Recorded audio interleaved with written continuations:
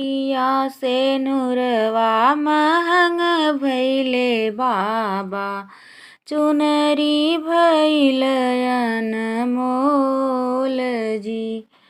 हटिया से नुरवा महंग भैले बाबा, चुनरी भैल अनमोल जी।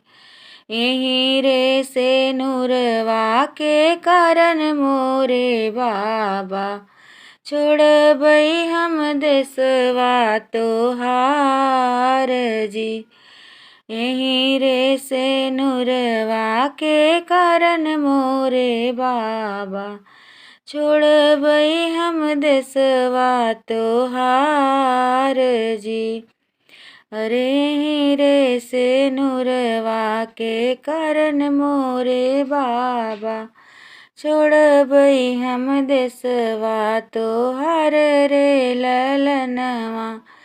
बाबा जे दिहले नियन धन सोनवा, मैया जे लहंगा पटोर जी। बाबा जे दिहले नियन धन सोनवा, मैया जे लहंगा पटोर जी।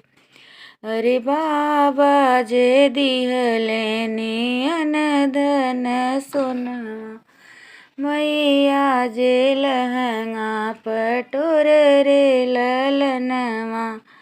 भैया जे दिहले ने चढ़ने के घोड़वा, भौजी जी अपना सोहाग जी।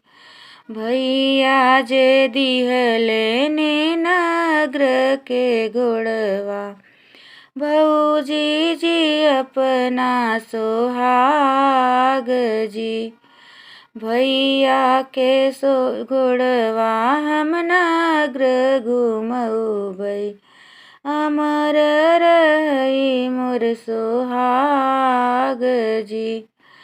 बाबा के सोनवा मैं सब दिन चलबै, फटी जई है लहंगा पटोर जी।